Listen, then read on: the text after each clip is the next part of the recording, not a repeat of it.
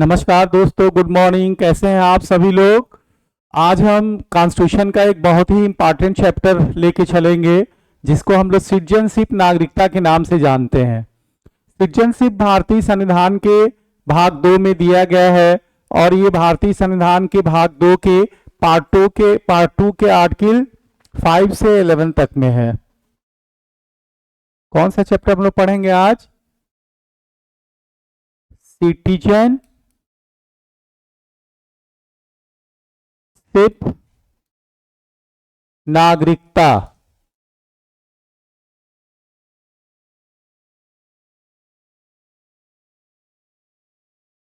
कहां से कहां तक है सिटीजनशिप? पार्ट 2 के आर्टिकल 5 से 11 तक में है। कहां से कहां तक? पार्ट 2 के आर्टिकल 5 से 11 तक है। हम लोग स्टार्ट कर रहे हैं नागरिकता। तो नागरिकता पढ़ने से पहले हमें जानना होगा कि नागरिकता होता क्या है।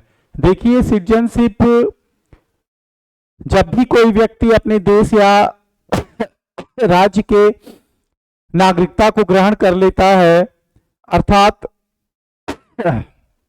वह जब अपने देश या राज्य की नागरिकता को ग्रहण करता है तो वह अपने देश या राज्य का विधिता सदस्य हो जाता है। क्या हो जाता है? विधिता सदस्य हो जाता है। और जब भी कोई व्यक्ति अपने देश या राज्य का विधिता सदस्य हो जाता है तो वह अपने देश या राज्य के सामाजिक, आर्थिक एवं राजनीतिक अधिकारों को प्राप्त करने का, विधिपूर्ण तरीके से लॉफुली ढंग से प्राप्त करने का अधिकारी हो जाता है। अर्थात जब भी कोई व्यक्ति नागरिकता को ग्रहण करता है तो वो अपने देश के सामाजिक, आर्थिक एवं राजनीतिक, social, political and economical rights को, बेनिफिट्स को प्राप्त करने का अधिकारी हो जाता है। जैसे कि आप अगर स्टूडेंट हैं, अगर आपको यूनिवर्सिटी में, कॉलेज में स्कॉलरशिप लेना है तो आप स्कॉलरशिप के लिए जो ही फॉर्म भरेंगे या स्कॉलरशिप लेने जाएंगे, उसके लिए आवेदन करेंगे तो उसमें आपको क्या करना पड़ेगा? आज के डेट में आधार कार्ड लगाना पड़ेगा। आपको राशन कार्ड बनवाना है, वहां आपको अपनी पहचान के लिए देना पड़ेगा, आधार कार्ड आपको देना पड़ेगा कि आप भारत के नागरिक हैं आज की डेट में। इसी तरीके से अगर आपको चुनाव लड़ना है, राजनीतिक अधिकार प्राप्त करना है या मतदान करना है, वोटिंग करनी है, तो आपको भारत का नागरिक होना जरूरी है आज के डेट में। वैसे तो एनआरआई भी, जो अप्रवासी भारतीय होते हैं, वो भी आज के डेट में ई वोटिंग कर सकते हैं, लेकिन वो आज के डेट में चुनाव नहीं लड़ सकते हैं। ओके, तो जब भी आपसे कभी पूछा जाए कि नागरिकता क्या होता है तो आपको बताना होगा कि नागरिकता वे अधिकार होते हैं जिसके कारण कोई भी व्यक्ति अपने देश या राज्य का लॉफुली वे में विधिपूर्ण ढंग से सदस्यता को ग्रहण कर लेता है। और जब भी कोई व्यक्ति अपने देश या राज्य की सदस्यता को ग्रहण कर लेता है तो अपने देश या राज्य के सामाजिक, आर्थिक एवं राजनीतिक अधिकारों को प्राप्त करने का विधिपूर्ण तरीके से अधिकारी हो जाता है। हम लोग पढ़ रहे हैं, चूंकि इंडियन कॉन्स्टिट्यूशन, भारतीय संविधान पढ़ रहे हैं, ये पार्ट 2 में है। कहां से कहां तक? 5 से 11 तक में है। ओके, तो हमें ये जानना पड़ेगा। सबसे पहले हमें ये भी जानना होगा कि ये जो नागरिकता का संविधान में हम जो शामिल किया गया, इस अध्याय को शामिल किया गया है, वो किस देश से प्रेरणा पाकर शामिल किया गया है। भारतीय संविधान में नागरिकता को ब्रिटेन से एकहरी नागरिकता के रूप में ग्रहण किया गया है। ओके, नागरिकता को किस देश से प्रेरणा पाकर हमारे संविधान निर्माताओं ने भारतीय संविधान में शामिल किया? तो ब्रिटेन से शामिल किया। कहां से?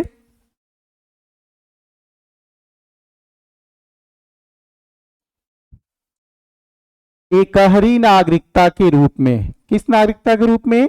एकहरी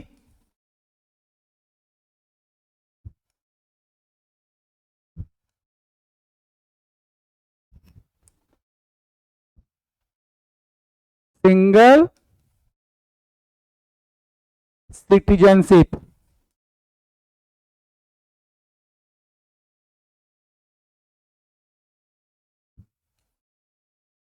इस रूप में, सिंगल सिटीजनशिप के रूप में। ओके, भारतीय संविधान में नागरिकता को ब्रिटेन से प्रेरणा पाकर एकहरी नागरिकता के रूप में ग्रहण किया गया है।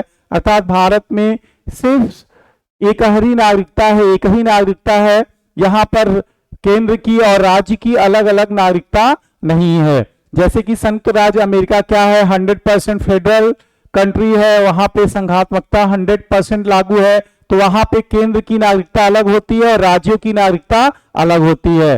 भारत भी चूंकि सिद्धांत एक फेडरल कंट्री है, संघात्मक राज्य है, लेकिन भारत में ऐसा नहीं है। भारत में एकहरी नागरिकता को ग्रहण किया गया है। ओके, तो देखिए आपके प्री पॉइंट ऑफ व्यू से या जीएस पॉइंट ऑफ व्यू से क्या हो गया, नागरिकता किस पार्ट में है, भाग 2 में है, कहां से कहां तक है, अनुच्छेद 5 से 11 तक में है। भारतीय संविधान में नागरिकता को किस देश से प्रेरणा पाकर शामिल किया गया है, ब्रिटेन से। किस रूप में, एकहरी नागरिकता के रूप में ग्रहण किया गया है। किस देश में दोहरी नागरिकता है, संयुक्त राज्य अमेरिका में दोहरी नागरिकता है, वहां केंद्र की नागरिकता अलग होती है और राज्य की नागरिकता अलग होती है। जब हमारे संविधान निर्माता भारतीय संविधान को लिख रहे थे, तो जब भारतीय संविधान सबसे पहले 26 नवंबर 1949 को लागू हुआ, तो उस समय हमारे संविधान निर्माताओं ने सिर्फ नागरिकता निर्वाचन एवं अंतरिम संसद को ही लागू किया था। सर्वप्रथम संविधान कब लागू हुआ था, 26 नवंबर 1949 को, लेकिन उस दिन 3 ही अध्याय लागू हुए थे। ओके, और पूर्ण रूप से संविधान कब लागू हुआ था, पूर्ण रूप से संविधान 26 जनवरी 1950 को लागू हुआ था। कब लागू हुआ था, 26 जनवरी 1950 को पूर्ण रूप से हमारा संविधान लागू हुआ था, जिस दिन सारे भारतीय संविधान के पार्ट्स लागू हुए थे। तो ये जो हमारा नागरिकता विषय का अध्याय है, ये 26 नवंबर 1949 को ही लागू हो गया था।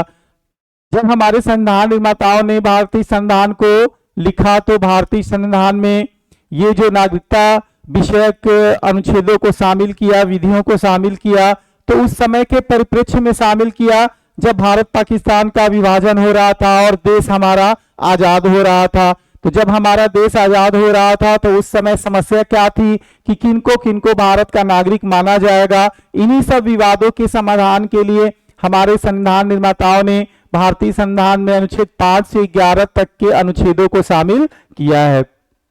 ओके, तो सबसे पहले हम देखते हैं कि अनुच्छेद 5 क्या है, आर्टिकल 5 क्या कहता है। ओके, आर्टिकल 5 क्या कहता है,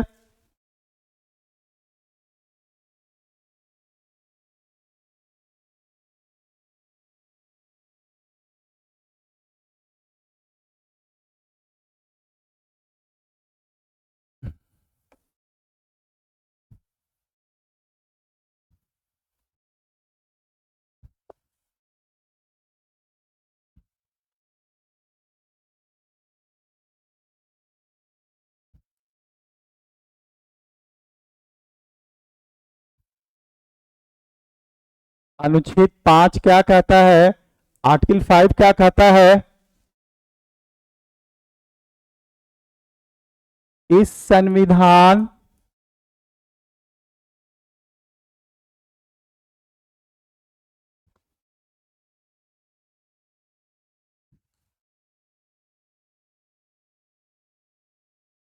के प्रारंभ पर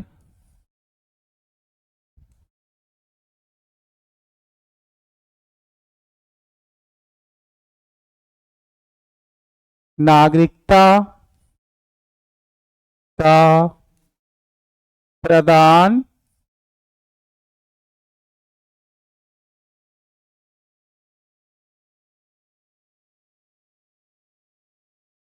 किया जाना। क्या कहता है आर्टिकल 5, आर्टिकल 5 कहता है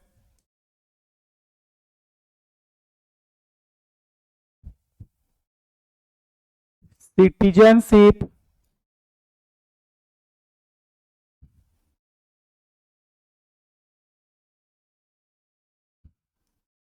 at the commencement of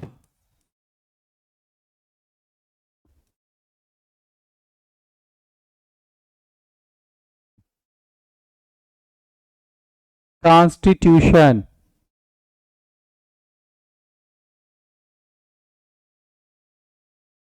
okay, क्या कहता है article 5, citizenship at the commencement of constitution, इस संविधान के प्रारंभ पर नागरिकता का प्रदान किया जाना। हमारा संविधान कब प्रारंभ हुआ, हमारा संविधान पूर्ण रूप से कब लागू हुआ, हमारा संविधान पूर्ण रूप से लागू हुआ 26 जनवरी 1950 को। कब लागू हुआ? 26 जनवरी 1950 को लागू हुआ।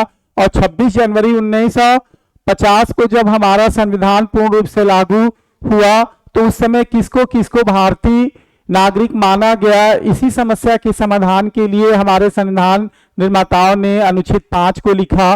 तो अनुच्छेद 5 में बताया कि 26 जनवरी 1950 को जो भी लोग भारत में अधिवास कर रहे थे, अर्थात किसी भी रूप में रेजिडेंस बना के रह रहे थे। ओके, अधिवास का मतलब क्या होता है?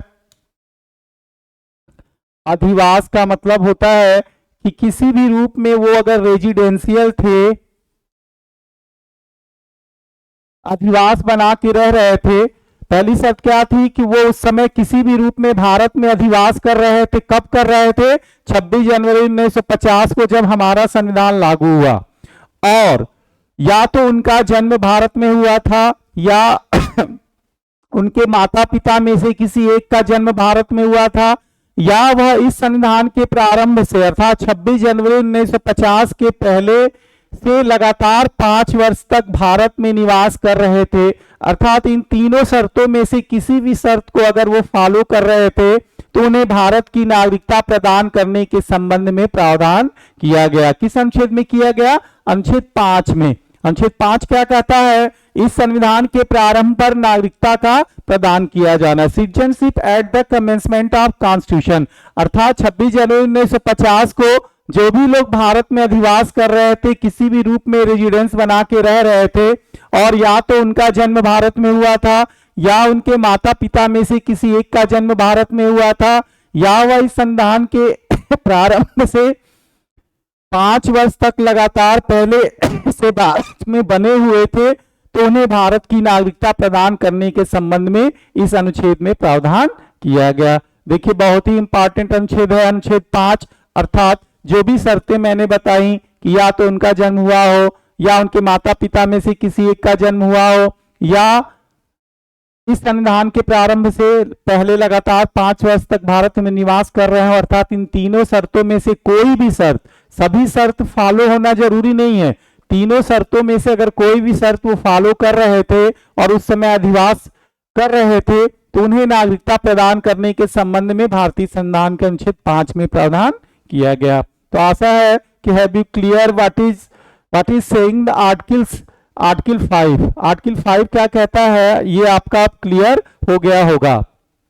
देखिए, अब आगे हम चलते हैं। आर्टिकल 6 क्या कहता है, अनुच्छेद 6 क्या कहता है।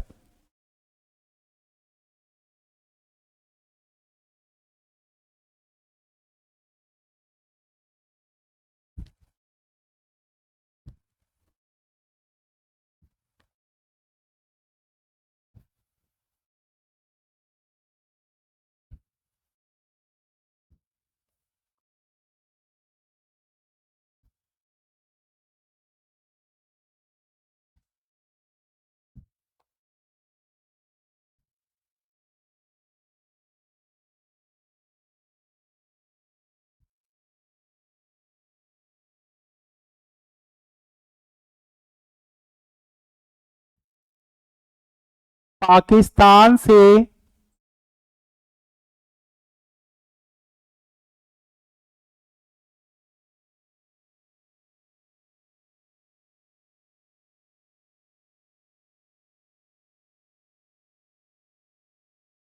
भारत को रिप्रेजेंट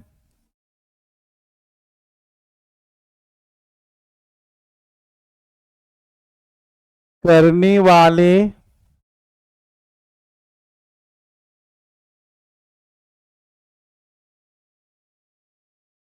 व्यक्तियों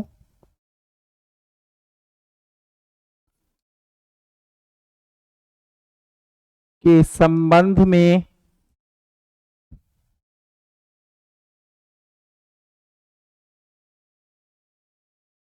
नागरिकता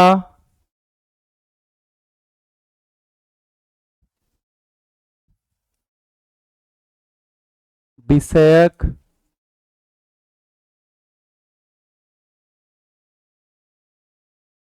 प्रावधान। पाकिस्तान से भारत को प्रव्रजन मतलब आने वाले व्यक्तियों के संबंध में नागरिकता विषयक प्रावधान। हमने बताया कि अनुच्छेद 5 से 11 तक के जो भी प्रोविजन, जो भी उपबंध हमारे संविधान निर्माताओं ने लिखा, वो उस समय के परिप्रेक्ष्य में लिखा जब भारत एवं पाकिस्तान का विभाजन हो रहा था। जब भारत एवं पाकिस्तान का विभाजन हो रहा था तो समस्या ये थी, जब भारत एवं पाकिस्तान का विभाजन हो गया तो कुछ लोग जो पाकिस्तान में नौकरी पेशा व्यवसाय कर रहे थे, उनका नेटिव प्लेस कहाँ था, भारत में था, वो पाकिस्तान से भारत आना पसंद किए। और कुछ लोग जिनका नेटिव प्लेस पाकिस्तान में, उनका गांव था, मूल था, उस समय भारत में वो नौकरी पेशा व्यवसाय कर रहे थे, वो भारत से पाकिस्तान जाना पसंद किए। तो ऐसे लोगों के लिए जिनका मूल कहाँ था, भारत में था, और वो उस समय नौकरी पेशा व्यवसाय पाकिस्तान में कर रहे थे, तो उनके संबंध में जो लोग पाकिस्तान से भारत को माइग्रेट कर गए अर्थात प्रव्रजन कर गए, क्या कहता है आर्टिकल 6, पाकिस्तान से भारत को प्रव्रजन करने वाले व्यक्तियों के संबंध में नागरिकता विषयक प्रावधान। Citizenship who has migrated to India from Pakistan. Okay, article 6 क्या कहता है, citizenship who has migrated to India from Pakistan के संबंध में क्या प्रोविजन किया गया है, आर्टिकल 6 कहता है। ठीक है, तो इसके संबंध में आर्टिकल 6 में प्रोविजन बनाया हमारे संविधान निर्माताओं ने उपबंध किया कि जो भी व्यक्ति उस समय 19 जुलाई 1948 से पहले, कब, 19 जुलाई 1948 से पहले पाकिस्तान से, कहां से, पाकिस्तान से भारत को प्रव्रजन कर गए, मतलब माइग्रेट कर गए, पाकिस्तान से भारत को आ गए। कब आ गए, 19 जुलाई 1948 से पहले आ गए, और वो भारत आकर यहाँ पे 6 माह तक निवास किए, तो उन्हें भारत की नागरिकता प्रदान करने के संबंध में अनुच्छेद 6 में प्रावधान किया गया। लेकिन अगर ऐसा भी कोई व्यक्ति रहा जो 19 जुलाई 1948 से पहले ना आकर 19 जुलाई 1948 के बाद आया, कब आया, 19 जुलाई 1948 के बाद पाकिस्तान से भारत आया, और भारत आकर यहां पे कितने माह तक, 6 माह तक लगातार निवास किया। कितने माह तक, 6 माह तक लगातार निवास किया, तो उन्हें भी भारत की नागरिकता प्रदान करने के संबंध में प्रावधान किया गया। लेकिन इसके लिए भी शर्त क्या था, कैसे लोग पाकिस्तान से भारत को प्रव्रजन किए, जिनका या तो जन्म भारत में हुआ था, या उनके माता पिता, दादा दादी, नाना नानी में से किसी का जन्म उस समय भारत में हुआ था, और वह नौकरी पेशा व्यवसाय करने के लिए पाकिस्तान में गए हुए थे। लेकिन 19 जुलाई 1948 के पहले वो पाकिस्तान से भारत को क्या किए, प्रव्रजन कर गए, तो उन्हें भारत की नागरिकता प्रदान कर दी गई। अगर 19 जुलाई 1948 के पहले न कर पाए, अगर वो 19 जुलाई 1948 के बाद आए और भारत में 19 जुलाई 1948 के बाद आने के बाद यहाँ लगातार 6 माह तक निवास किए, तो उन्हें भी भारत की नागरिकता प्रदान करने के संबंध में प्रावधान किया गया। ओके, तो आज मैंने आपको कुछ बेसिक पॉइंट्स नागरिकता के संबंध में बताए, जो आपका चाहे जुडिशरी का क्लास हो, चाहे सिविल हो, चाहे आपकी वनडे क्लास हो, किसी भी क्लासेस के लिए जीएस पॉइंट ऑफ व्यू से, या कॉन्स्टिट्यूशनल लॉ, जुडिशरी के लिए कॉन्स्टिट्यूशनल लॉ के लिए भी बहुत जरूरी है। वहां भी कॉन्स्टिट्यूशनल लॉ में पूछता है, या जो जीएस का पेपर होता है, एपीओ का हो, चाहे जुडिशरी का जीएस का पेपर हो, चाहे एचएस का जीएस का पेपर हो, उसमें पूछता है यहाँ से क्वेश्चन। तो आज मैंने आपको कुछ फैक्ट्स बताए नागरिकता के बारे में। पहली बात तो मैंने आपको यही बताई कि व्हाट इज द सिटीजनशिप, नागरिकता क्या होता है। तो नागरिकता, जब भी कोई व्यक्ति अपने देश या राज्य के नागरिकता को ग्रहण कर लेता है, तो पहली बात कि वो अपने देश या राज्य का विधिपूर्ण तरीके से क्या हो जाता है, सदस्य हो जाता है। और जब भी कोई व्यक्ति अपने देश या राज्य की सदस्यता को ग्रहण कर लेता है तो वह अपने देश या राज्य के सामाजिक, आर्थिक एवं राजनीतिक अधिकारों को विधिपूर्ण तरीके से प्राप्त करने का हकदार हो जाता है। अर्थात नागरिकता को ग्रहण करने के बाद ही कोई भी व्यक्ति अपने देश के सामाजिक, आर्थिक, सोशल, इकोनॉमिकल एवं पॉलिटिकल राइट्स को विधिपूर्ण तरीके से प्राप्त कर सकता है। जब तक आप भारत के नागरिक नहीं रहेंगे तब तक आप भारत सरकार द्वारा चलाई गई कोई भी योजना का लाभ नहीं ले सकते हैं, स्कॉलरशिप नहीं ले सकते हैं, ना आप चुनाव लड़ सकते हैं, ना आप मतदान कर सकते हैं, ना कोई आर्थिक लाभ ले सकते हैं। दूसरा क्वेश्चन आपके एग्जाम में बनता है कि भारत में नागरिकता किस देश से प्रेरणा पाकर शामिल किया गया।